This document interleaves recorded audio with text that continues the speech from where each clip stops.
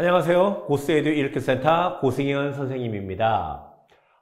오늘 이 지문은 3.1운동에 관한 이야기인데 요거는 이제 4학년 학생들한테 조금 적합합니다. 5학년, 6학년 학생들이 이 지문을 읽고 문제를 풀었을 때에는 조금 빠르게 정확한 근거를 갖고 답 찍는 훈련을 했으면 좋겠습니다. 자, 우리는 뭐 할까요? 그렇죠. 정확한 자리에 밑줄 치는 훈련을 해야 됩니다. 자, 막바로 지문부터 들어가 보도록 하겠습니다.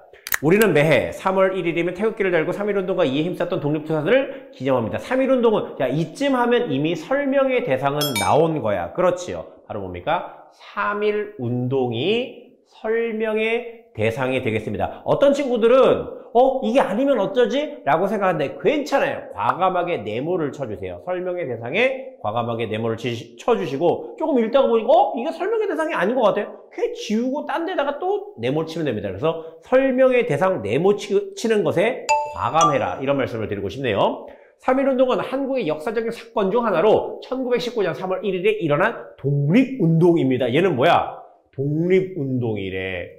자, 이 정도는 다 알잖아. 일제강점기에 일본으로부터 벗어나기 위한 하나의 운동이야. 당시 우리나라 일제강점기라는 어려운 시기에 놓였었고, 일제강점 밑줄 쳐주시기 바라고요. 한국 사람들은 일본의 압박과 차별로 고통받던 시기였습니다. 그런 상황에서 벌어진 3.1운동은 어떤 운동이었으며 우리에게 어떤 영향을 주었을까요? 여기까지가 첫 번째 문단이야. 1문단. 자, 그러면은 우리가 잘 보면 여기에다가 굉장히 중요한 부분에 밑줄을 쳐야 됩니다. 어디입니까? 마지막이죠. 3.1운동은 어떤 운동이었으며 어떤 영향을 주었을까요? 이게 왜 중요하냐 하면은 첫 번째 문단에 대부분의 힌트가 있다는 말이야. 자, 어떤 힌트가 있을까요? 어떤 운동이었으며 어떤 영향을 주었을까? 이 3.1운동이라고 하는 녀석이 뭐냐? 그리고 다음 뭐야? 어떤 영향을 주었냐? 그러니까 여러분들은 이 글을 읽어 나갈 때에 다른 거는 몰라도 이 두 가지 포인트를 생각하면서 다음 문단으로 읽어야 될 것이다. 됐습니까? 이렇게 중요한 힌트를 우리에게 첫 번째 문단은 선물해 주고 있습니다.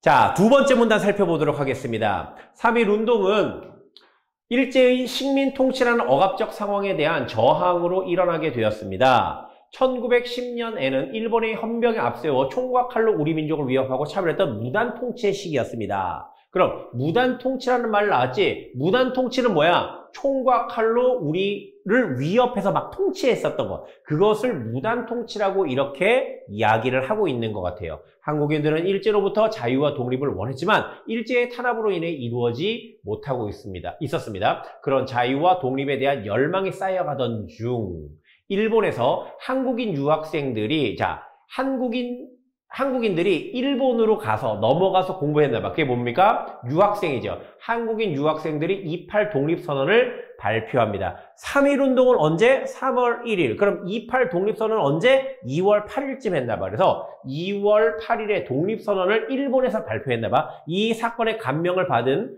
국내 독립운동가들은 종교계 지도자를 중심으로 국내 만세운동을 기획하게 됩니다. 그러니까 처음에 시작은 어디서부터? 일본에서 한국인 유학생들이 28 독립선언을 했고 그 다음에 어떻게? 국내 독립운동가들이 종교계 지도자를 중심으로 만세운동을 계획하게 됐대. 자, 세 번째 문단 가보도록 하겠습니다. 이렇게 해서 모이게 된 지도자들이 바로 민족대표 33인이며, 그러니까 종교계 각계각층의 사람들이 모여서 민족대표 33인이 모였나 봐. 이들이 기획한 만세운동이 바로 3.1 독립운동입니다. 그래서 민족대표 33인들이 기획한 만세운동이 바로 3.1운동이란 말이야. 됐죠? 민족대표 33인은 기독교, 천도교, 불교, 종교의 종류죠. 다양한 종교계 인사들이 민족의 독립이라는 하나의 목표를 위해 모인 것이었어. 이들은 일제 감시를 피해 비밀리에 독립선언서 12,000장을 인쇄하고, 야, 3.1운동이 어떤 운동이었는지 우리는 알아야 되잖아. 그러면 이 33인들이 기획해서 만세운동을 지금 벌여나가고 있는데 처음에 어떻게 했어? 비밀리에 독립선언서 여러 장을 인쇄했어. 전국 각지로 배포하였어. 그래서 인쇄하고 뿌렸단 말이야. 뿌렸어. 사전 조직 작업을 주도해 나갔습니다. 사전에 만세를 하기 전에 여러 가지 조직적인 작업을 주도해 나갔대. 그냥 선언서만 발표한 게 아니란 말이야. 그렇게 만세 시위 운동을 준비한 끝에 시위 뭐야? 저항하는 거란 말이야.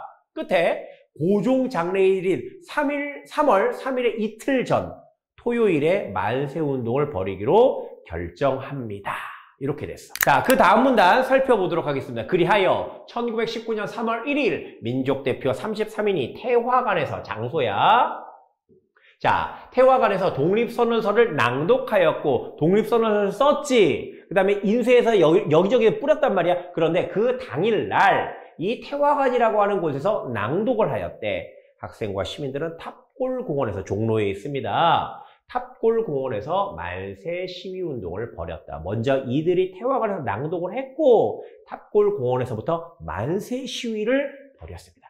수많은 사람들이 태극기를 들고 독립만세를 외치며 우리 민족의 독립을 향한 의지를 알렸습니다. 전국 방방곳곳에 알렸단 말이야. 처음 3.1운동은 도시에서 학생과 종교인, 지식인을 중심으로 처음에는 3.1운동이 도시, 학생, 종교인, 지식인 중심이었어. 그런데 이후에 전국적으로 빠르게 확산, 퍼져나갔단 말이지. 지방 농촌의 농민들, 그리고 노동자들까지 참여를 하게 되어서 전 국민에게 확대가 되었어. 이처럼 3.1운동은 전국 남녀노소가 참여한 대규모 민족운동으로 번져 나갔습니다. 이것이 바로 3.1운동의 핵심이었다.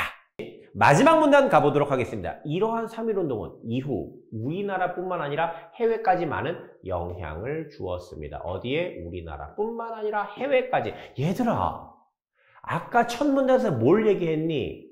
3.1운동은 어떤 운동이었으며 그 다음에 이 3.1운동이 이후에 어떠한 영향을 주었는지에 대해서 중요하다. 나는 이 글의 목적은 이것과 이것을 알릴 거야. 요거였잖아. 근데 마지막 문단 갔더니 뭐야? 어떤 영향을 주었다. 이게 나오잖아. 그럼 여기 당연히 밑줄을 쳤었어야지. 우선 우리 민족에게는 독립에 대한 희망을 주고 이후 독립운동의 구심점인 대한민국 임시정부가 수립되는 계기가 되었습니다. 말이 좀 어렵죠? 요거 잠깐 지워볼까요? 다시 한번 가볼게요. 독립운동의 구심점인 중간에 핵심이 된단 말이야. 대한민국 임시정부가 만들어지는 수립 계기가 되었습니다. 이게 첫 번째 영향인 것 같아요. 대한민국 임시정부 어디에 있어요? 중국 상해에 있지요. 거기서 누가 수장으로 있었습니까? 바로 백범 김구 선생님께서 수장, 짱이었었단 말이야. 그것이 만들어지는 계기가 되었대. 그리고 또 하나 나오나 봐. 독립운동의 주체가 확대되어 이후 다양한 독립운동이 활발하게 전개되었습니다. 이후에 다양한 독립운동이 펼쳐져 나갔대. 해외에서는 중국의 5.4운동과 같이 5.4운동이 있었고요. 우리나라와 비슷한 처지에 있는 국가에서 독립운동이 일어나는 계기가 되었습니다. 일제에 핍박을 받는 다른 나라에도 영향을 주었어. 그래서 우리나라 비슷한 처지에 있는 국가에서 독립운동이 일어나는 계기가 되었대. 이처럼 3.1운동은 국내외로 많은 영향을 준 우리의 독립의지를 알린 대표적인 민족운동이었습니다. 그래서 3.1운동이 이러한 운동이었다. 그리고 3.1운동이 이후에 이러한 영향을 만들어줬다. 자, 이러한 핵심적인 내용에 여러분들은 밑줄을 쳤어야 됩니다. 자, 이제 문제 한번 풀어보도록 하겠습니다. 자, 우리가 밑줄치기를 잘 배웠으니까 문제는 빠르게 한번 풀어보도록 할게요. 자, 이 글에서 알 수 있는 사실이 아닌 것은 쫙쫙 쭉 한번 가봅시다. 뭐야? 우리가 봤을 때 5번 3.1운동이 실패하게 된 이유. 이 글은 3.1운동의 실패에 대해서는 전혀 이야기하고 있지 않습니다. 1번의 답은 5번이었고요. 2번 보도록 할게요. 이 글의 내용을 이해한 것으로 적절하지 않은 것은 1번 3.1운동은 무단통치 시기에 일어났다. 무단통치 아까 뭐라고 그래서 일제가 총과 칼로 우리를 억압하던 것을 무단통치라고 했지. 오케이.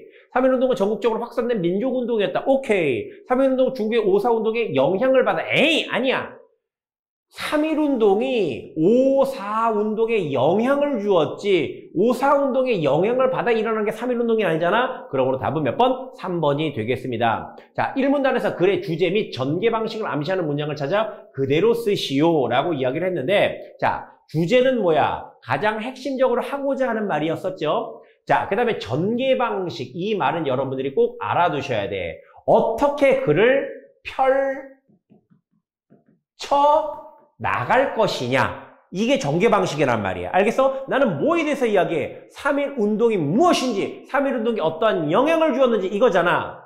자, 그게 주제라면 전개 방식은 뭐야? 나는 이 글을 어떠한 방식으로 풀어나가겠어 라고 알려주는 것이란 말이야. 됐어요? 자, 그렇다면 자, 이 글에 이 3번 문제의 정답을 우리가 한번 글에서 찾아보도록 합시다.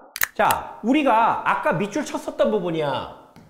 자, 3번 문제의 정답은 어디 있습니까? 자, 주제와 전개 방법을 언급을 해 첫 번째 문단에서 마지막 쪽이었었죠. 그래서 문장을 쓰라고 했으니까 여기서부터 다 써야 돼. 그런 상황에서 벌어진 3.1운동은 어떤 운동이었으며 우리 민족에 어떤 영향을 주었을까요? 됐습니까? 이것이 바로 3번 문제의 정답입니다.